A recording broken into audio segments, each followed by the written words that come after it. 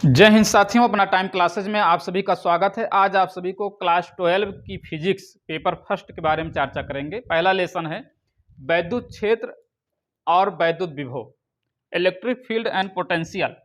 ध्यान रहे, पहली हेडिंग है इलेक्ट्रिक चार्ज किसे कहा जाता है। इलेक्ट्रिक चार्ज, वैद्युत आवेश, ठीक है ना। इसके बारे में आइए चर्चा करते हैं। ध्यान देना, आज से लगभग 2500 वर्ष पूर्व यूनानी दार्शनिक थेल्स ने देखा, किसने? थेल्स ने देखा कि जब अंबर नामक पदार्थ को ऊन से रगड़ा जाता है तो इनमें अंबर नामक पदार्थ में अपनी सी हल्की वस्तुओं को आकर्षित करने का गुण आ जाता है। हल्की वस्तुएं जैसे कागज के टुकड़े, तिनके आदि को जो है अपनी ओर आकर्षित करने लगता है अंबर नामक पदार्थ। लेकिन 2000 साल तक इस बात को इग्नोर रखा गया, मतलब कि महत्व नहीं दिया गया इस बात को जो है। उसके बाद जो है सन 1600 ईस्वी में, ध्यान देना, इंग्लैंड के डॉक्टर गिलबर्ट ने प्रयोगों द्वारा पता लगाया कि अंबर की भांति अनेक अन्य पदार्थ जैसे आपके कांच हुए, आबनूस, कांच, गंधक, लाख इत्यादि को अगर भी इनको भी रगड़ा जाए तो इनमें भी अपनी से हल्की वस्तुओं को आकर्षित करने का गुण आ जाता है। तो यह जिस कारण उत्पन्न होता है, ध्यान देना, इससे यह पता चलता है कि यह जो गुण उत्पन्न हो रहा है किसके कारण हो रहा है? रगड़ने के कारण हो रहा है, मतलब घर्षण के कारण उत्पन्न हो रहा है यह गुण। तो जिन पदार्थों में यह गुण उत्पन्न होता है उन्हें वैद्युतमय पदार्थ कहा जाता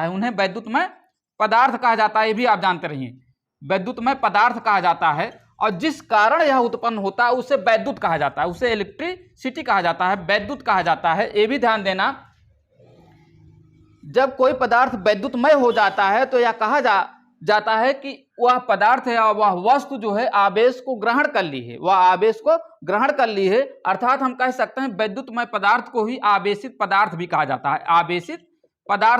है। ये भी आप जानते रहिए, ठीक है। वैद्युतमय पदार्थ को ही आवेशित पदार्थ कहा जाता है। अब ध्यान देना, अब जो परिभाषा निकल कर आती है वैद्युत आवेश की, वैद्युत आवेश है क्या? जिस मूल कारण की उपस्थिति से किसी वस्तुओं को अपनी ओर आकर्षित करने का गुण उत्पन्न हो जाता है उसे ही वैद्युत आवेश कहा जाता है। उसे क्या कहा जाता है? वैद्युत आवेश कहा जाता है। और आगे आइए देखते हैं, वैद्युत आवेश दो प्रकार के होते हैं, धन आवेश और ऋण आवेश। इसके बारे में चर्चा करते हैं। ध्यान देना, धन आवेश और ऋण आवेश नोट करना, धन आवेश, ऋण आवेश, ठीक ना।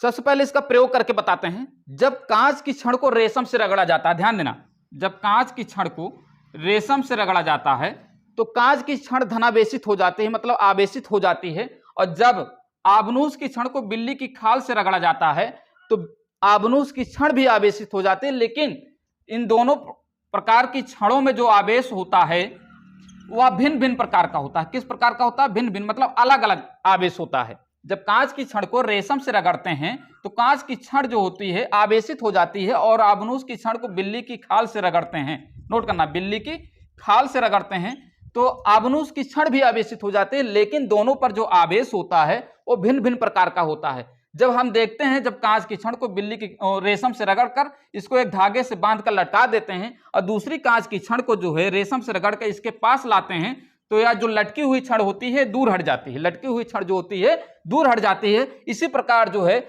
आबनूस की छड़ को बिल्ली की खाल से रगड़कर एक धागे से बांधकर आधार से लटका देते हैं, दूसरी आबनूस की छड़ को बिल्ली की खाल से रगड़कर इसके पास लाते हैं तो लटकी हुई छड़ ये भी दूर हट जाती है। लेकिन जब हम कांच की छड़ को, ध्यान देना, जब हम कांच की छड़ को रेशम से रगड़कर धागे से लटका देते हैं, दूसरी आबनूस की छड़ को बिल्ली की खाल से रगड़कर इसके पास लाते हैं तो यह दोनों छड़ें एक दूसरे को, मतलब एक दूसरे की ओर खींच जाती हैं, मतलब आकर्षित करने लगते हैं। इससे स्पष्ट होता है कि आवेश दो प्रकार के होते हैं, एक तो जो कांच को जो है रेशम से रगड़ने से उत्पन्न हुआ है, दूसरा जो बिल्ली आबनूस की छड़ को बिल्ली की खाल से रगड़ने से उत्पन्न हुआ है। इससे स्पष्ट होता है कि आवेश दो प्रकार के होते हैं, धन आवेश और ऋण आवेश। ये नाम जो है अमेरिकी वैज्ञानिक फ्रैंकलिन ने दिया था, फ्रैंकलिन ने, नोट करना, अमेरिकी वैज्ञानिक फ्रैंकलिन ने 1750 ईस्वी में दिया था। किसने दिया था? फ्रैंकलिन ने। ध्यान देना, जैसे आप प्रयोग करना चाहते हो तो जो कंघा होता है सूखे बालों में उसको कंघा करिए, उसके बाद हल्की वस्तुओं के जैसे कागज के टुकड़े तिनके के पास ले जाएं, दूब या घास के पास जो है तो वो उड़ जाता है, उसको मतलब अपनी ओर आकर्षित कर लेता है, मतलब उसमें जो है एक आकर्षण का गुण उत्पन्न हो जाता है। जैसे आप जो है कोई कलम ले लो और बाल में रगड़ें जो है, उसके बाद हल्की वस्तुओं के पास ले जाएं तो वो वस्तुओं में आकर्षण या प्रतिकर्षण का बल अनुभव होता है, ठीक है ना। आइए यहां से इन्होंने स्पष्ट किया जो है, फ्रैंकलिन ने बताया कि जो है प्रयोग करके कि सजातीय आवेश, इससे स्पष्ट होता है कि सजातीय आवेश एक दूसरे को प्रतिकर्षित करते हैं, मतलब रिपेल करते हैं, परंतु विपरीत आवेश, विजातीय आवेश एक दूसरे को अट्रैक्ट करते हैं, आकर्षण करते हैं। इट मींस जो है कह सकते हैं equal charges repel to each other but opposite charges attract to each other. Franklin ने इससे स्पष्ट किया जो है, ठीक है ना। आगे देखते हैं इलेक्ट्रॉन थ्योरी। इलेक्ट्रॉन थ्योरी क्या है इसके बारे में जान लेते हैं। इलेक्ट्रॉन थ्योरी, इलेक्ट्रॉन सिद्धांत, ठीक है ना, समझिएगा। प्रत्येक पदार्थ परमाणुओं से मिलकर बना होता है, एटम से मिलकर बना होता है। परमाणु के बीचों बीच में एक भारी भाग होता है जिसको हम नाभिक कहते हैं, जिसको हम क्या कहते हैं, न्यूक्लियस कहा जाता है। न्यूक्लियस में प्रोटॉन और न्यूट्रॉन होते हैं, प्रोटॉन और न्यूट्रॉन होते हैं। प्रोटॉन पर धनावेश होता है और न्यूट्रॉन आवेशहीन होता है, ये भी आप जानते रहे। न्यूट्रॉन क्या होता है, आवेशहीन होता है। प्रोटॉन पर धनावेश होता है और न्यूट्रॉन पर आवेशहीन होता है। इसी के कारण कहा जाता है कि किसी भी परमाणु का जो नाभिक होता है वो धनावेशित होता है। किसके कारण, क्योंकि प्रोटॉन पर चार्ज होता है प्लस का और ये आवेशहीन होता है, तो प्रभाव प्रोटॉन का ही होता है, ठीक है ना। और इस नाभिक के चारों ओर ऑर्बिट्स होती हैं, कक्षाएं होती हैं, जिनमें एक तीसरा कण जो होता है चक्कर लगाता रहता है, जिसको इलेक्ट्रॉन कहा जाता है। जिसको क्या कहते हैं, इलेक्ट्रॉन कहते हैं। और इलेक्ट्रॉन पर जो आवेश होता है प्रोटॉन के धन आवेश के बराबर, परंतु विपरीत प्रकार का आवेश होता है, ये भी आप जानते हैं, ऋण आवेश होता है। प्रोटॉन पर धन आवेश होता है, इलेक्ट्रॉन पर ऋण आवेश होता है। यदि जो है नाभिक में उपस्थित प्रोटॉनों की संख्या जो है और इसके चारों ओर चक्कर लगाने वाले इलेक्ट्रॉनों की संख्या के बराबर होती है, तो कहा जाता है कि परमाणु विद्युत उदासीन है। और ये भी ध्यान देना, किसी भी परमाणु के नाभिक से प्रोटॉनों को निकालना सुगम नहीं होता है, मतलब कठिन होता है।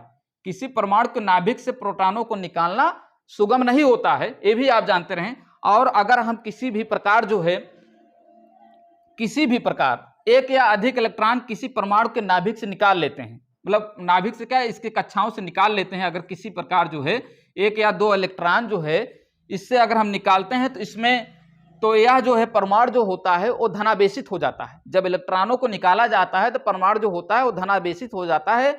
इससे कहा जा सकता है कि किसी परमाणु का धनावेशित होना उसमें इलेक्ट्रॉनों की कमी को दर्शाता है, उसमें इलेक्ट्रॉनों की कमी को दर्शाता है, भी आप जानते रहें, इलेक्ट्रॉनों की कमी को दर्शाता है जब परमाणु जो है धनावेशित होता है। अगर हम इसके विपरीत, अगर हम एक या एक से अधिक इलेक्ट्रॉन इसमें जो है प्रवेश करा दें, इसमें प्रवेश करा दें, तो इनमें इलेक्ट्रॉनों की अधिकता हो जाएगी। अर्थात कह सकते हैं कि यह परमाणु जो होगा वो ऋणावेशित हो जाएगा। भाई अगर आप किसी से कुछ उधार लेते हैं तो आप पर कर्ज हो जाता है, तो अर्थात ऋण हो जाता है। तो अगर जो है परमाणु जो है एक या अधिक इलेक्ट्रॉन जो है ग्रहण कर लेता है, तो इस पर जो है ऋणावेश चार्ज आ जाता है। अर्थात हम कह सकते हैं किसी परमाणु का ऋणावेशित होना उसमें इलेक्ट्रॉनों की अधिकता को दर्शाता है, उसमें इलेक्ट्रॉनों की अधिकता को दर्शाता है, भी आप जानते रहिए, इलेक्ट्रॉनों की अधिकता को दर्शाता है। आइए आगे देखते हैं, इंपॉर्टेंट फैक्ट है, ध्यान देना। आगे जो है आपका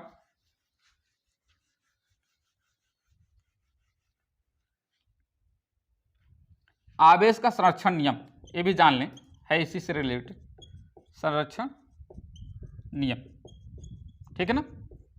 ध्यान दें, विद्युत आवेश को ना तो उत्पन्न किया जा सकता है ना ही नष्ट किया जा सकता है, बल्कि एक वस्तु से दूसरे वस्तु में स्थानांतरित किया जा सकता है। जैसे आपका जो है कांच की छड़ को अगर हम रेशम से रगड़े थे कांच की छड़ को, तो कांच की छड़ जो है धनावेशित हो गई थी। इसका मतलब ये हुआ कि इसमें जो उपस्थित इलेक्ट्रॉन थे इसमें स्थानांतरित हो गए थे, मतलब कि कुल मिलाकर विद्युत आवेश जो है वो नष्ट नहीं हुआ, स्थानांतरित हुआ, ना उत्पन्न हुआ ना नष्ट हुआ, ये सिर्फ स्थानांतरित हुआ। कुल आवेश लगभग वही रहा, ठीक है ना, कुल आवेश लगभग वही रहा जो था पहले। इस प्रकार जो है आवेश संरक्षण के नियम से बताया जा सकता है कि न तो आवेश को उत्पन्न किया जा सकता है ना ही नष्ट किया जा सकता, बल्कि एक वस्तु से दूसरे वस्तु में स्थानांतरित किया जा सकता है। आगे आइए देखते हैं एम्पियर की परिभाषा। इंपॉर्टेंट है, भी ध्यान देना। एम्पियर जो है विद्युत धारा का मात्रक होता है, इसको ए से प्रदर्शित करते हैं, ध्यान देना। एम्पियर की परिभाषा क्या होती है समझिएगा। निर्वात अथवा वायु में स्थित दो सीधे लंबे समांतर तारों में जिनके बीच की दूरी 1 मीटर, समझिएगा, निर्वात अथवा वायु में स्थित दो सीधे लंबे समांतर तारों में जिनके बीच की दूरी 1 मीटर हो, एक ही विद्युत धारा का मतलब ये हुआ अगर 5 एम्पियर की विद्युत धारा इसमें प्रवाहित कर रहे हैं तो इसमें भी 5 एम्पियर की विद्युत धारा होनी चाहिए, ठीक है ना। तो निर्वात अथवा वायु में स्थित दो सीधे लंबे समांतर तारों में जिनके बीच की दूरी 1 मीटर हो, एक ही विद्युत धारा प्रवाहित की जाए तो उन तारों की प्रति मीटर लंबाई में अगर 2 × 10⁻⁷ न्यूटन का बल उत्पन्न हो तो इनमें प्रवाहित धारा जो होगी 1 एम्पियर होगी। तो इनमें प्रवाहित धारा 1 एम्पियर होगी, ठीक है ना। ये इंपॉर्टेंट फैक्ट है जो है एम्पियर की परिभाषा का। आइए आगे देखते हैं। मूल आवेश क्या है? मूल आवेश नोट करना। मूल आवेश ध्यान देना। मूल आवेश प्रत्येक आवेशित वस्तु पर उपस्थित आवेश की मात्रा Q, ध्यान देना, प्रत्येक आवेशित वस्तु पर उपस्थित आवेश की मात्रा Q आवेश की एक न्यूनतम मात्रा E का पूर्ण गुणक होता है। E का पूर्ण गुणक होता है, अर्थात Q बराबर N ही होता है, जहां N बराबर जो होता है वो आपका होता है 1 2 3 4, कुछ भी रख सकते हैं, कुछ भी मतलब कि 1 2 3 4 ही रख सकते हैं, पॉइंट में नहीं रख सकते, ठीक है ना, डाट डाट कर देना। तो अगर हम n = 1 रखेंगे E आएगा, n = 2 रखेंगे 2E आएगा, n = 3 रखेंगे तो 3E आएगा। कहने का मतलब ये जो है इसको जो है भिन्नात्मक रूप में नहीं लिख सकते हैं। किसी भी आवेशित वस्तु का जो आवेश होता है वो जो भिन्नात्मक रूप में नहीं लिख सकते। अगर आप सोचें जो है 0.5 लिख दें या 1/2 इलेक्ट्रॉन लिख दें, ये मान नहीं है, गलत हो जाएगा। अगर आप सोचते हैं 0.75 इलेक्ट्रॉन लिख दें तो ये भी गलत है। अगर आप सोचते हैं 3/4 E लिख दें तो ये भी गलत है। तो ये आप जो है नहीं लिख सकते हैं। यह जो है मतलब E का पूर्ण गुणक ही होगा, E का पूर्ण गुणक होगा, अर्थात E का पहाड़ा, जैसे आपका 3 का गुणक होता है 3 6 4 6 9 12, मतलब 3 का पहाड़ा 3 का गुणक मतलब 3 का पहाड़ा, तो E का गुणक E का पहाड़ा, समझ रहे हैं ना। तो E का ही पूर्ण गुणक होता है, ठीक है, आपका मूल आवेश। और समझिएगा एक होता है इसी में जो है, अच्छा E की जो वैल्यू होती है 1.6 × 10⁻⁹ कूलाम होती है, ये भी आप जानते रहे, इंपॉर्टेंट फैक्ट है, ठीक है ना। और आवेश का क्वांटीकरण एक आता है जिसे परमाणुकता कहते हैं। तो ध्यान देना, आवेश को अनिश्चित रूप से विभाजित नहीं किया जा सकता है, आवेश को अनिश्चित रूप से विभाजित नहीं किया जा सकता है। आवेश के इस गुण को आवेश का क्वांटीकरण कहते हैं, नोट करना, क्वांटीकरण कहते हैं, या आप कह सकते हैं परमाणुकता। परमाणुकता, आवेश को अनिश्चित रूप से विभाजित नहीं किया जा सकता है, आवेश के इस गुण को आवेश का क्वांटीकरण अथवा परमाणुकता कहते हैं, ठीक है ना, ये भी ध्यान देना। और इलेक्ट्रॉन का जो मान होता है ये होता है E का मान। इलेक्ट्रॉन पर जो आवेश होता है -E होता है, ध्यान देना। और प्रोटॉन पर जो आवेश होता है +E होता है, जबकि अल्फा कण पर जो आवेश होता है +2E होता है, ये भी आप जानते रहे। आगे आइए देखते हैं मूल आवेश के बाद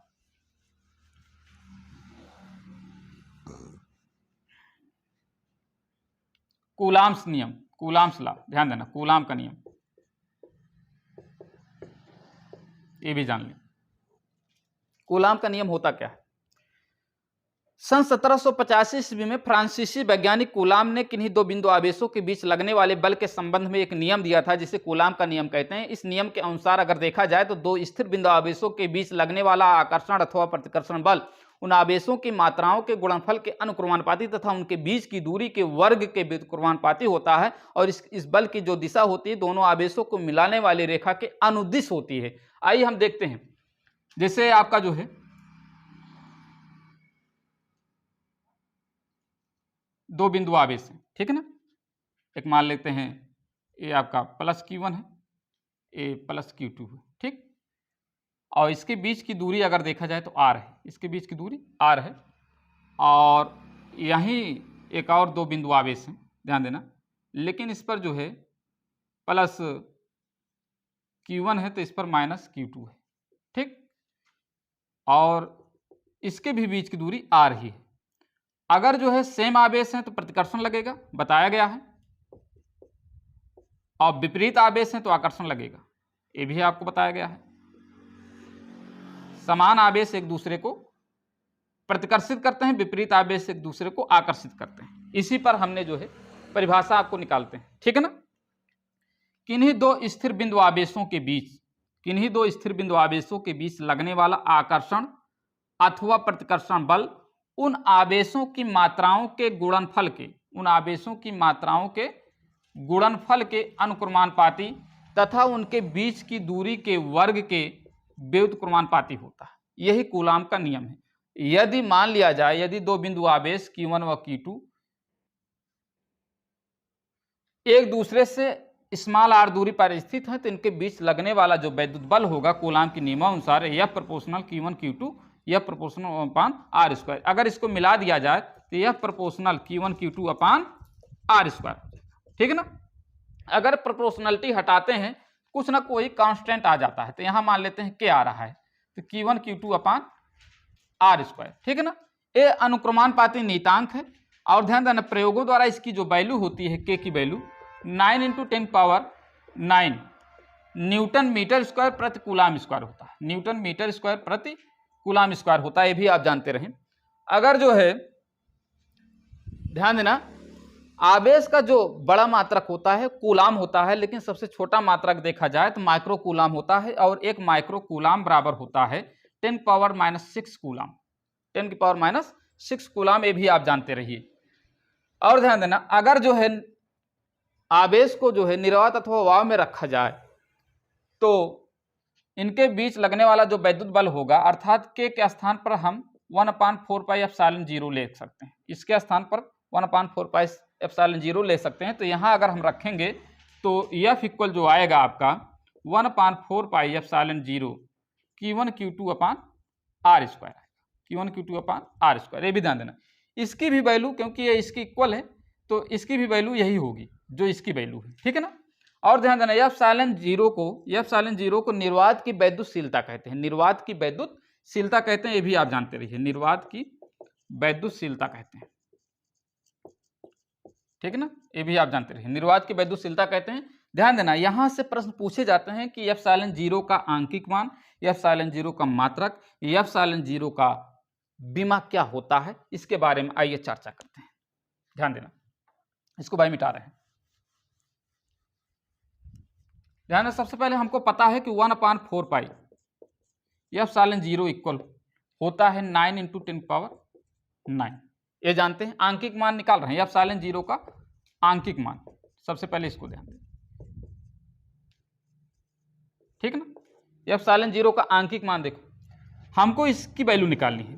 इसको जो है जैसे यहाँ हम ट्रांसफर कर देते हैं, F0 को इधर लिख दें, तो इसको इधर लाएंगे तो 1/4π × 9 × 10⁹, समझिएगा।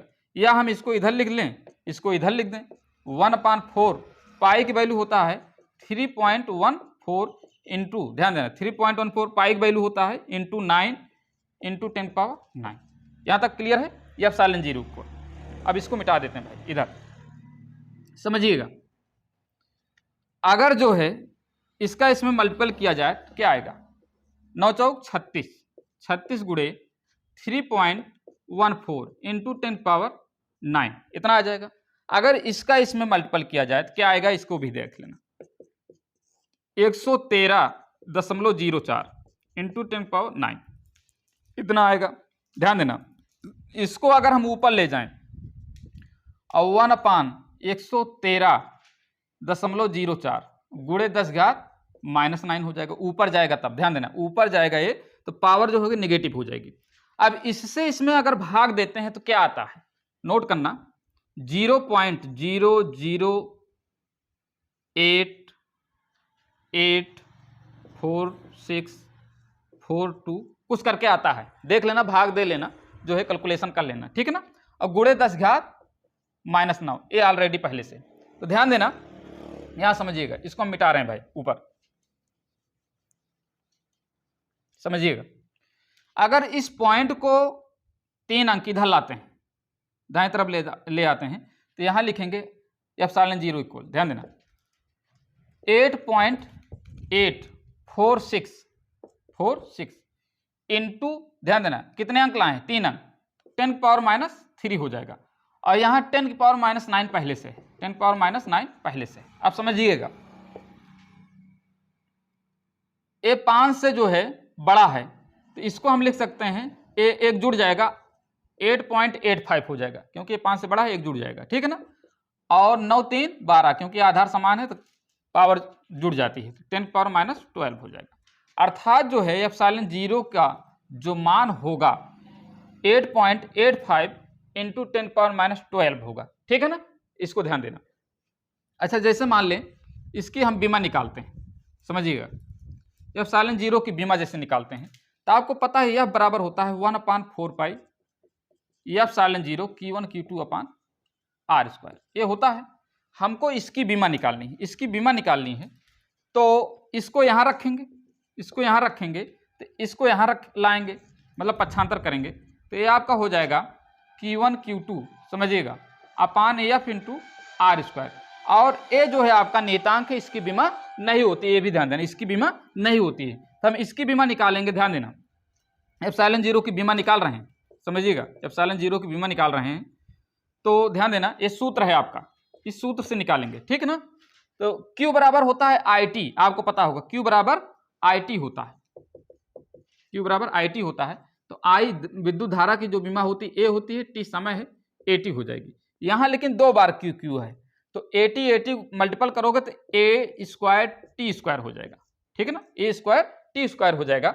और अपान बल यह बराबर होता है M में, तो आपका जो है बल की जो बीमा होती है ML⁻² होती है, निकाल लेना, बीमा की हमने एक वीडियो डाली है, ठीक है ना, उसको देख लेना। R² डिस्टेंस है, इसकी बीमा हो जाएगी L², ठीक। अब ध्यान देना, ए जब ऊपर जाएगा, समझिए गया, ए जब ऊपर ले जाएंगे इसकी पावर 1 है तो m की पावर -1 हो जाएगा, m की पावर -1 हो जाएगा। अच्छा, यहाँ जो है l की पावर 1 है, यहाँ l की पावर 2 है तो 2 1 3 हो जाएगा, लेकिन इसको जब ऊपर ले जाएंगे तो l की पावर -3 हो जाएगा। और ध्यान देना ये t की पावर -2 है और t की पावर 2, ए ऊपर जाएगा, t की पावर +2 हो जाएगा, 2 हो जाएगा, t की पावर 4 हो जाएगा। और ध्यान देना A² है, A² ऐसे लिख लेते हैं, ठीक। तो ये आपका एप्सिलॉन जीरो की बीमा आ गई, इसको ये इंपॉर्टेंट है, ये भी ध्यान देना, ठीक है ना, ये आपका एप्सिलॉन जीरो की बीमा आ गई। आगे देखते हैं,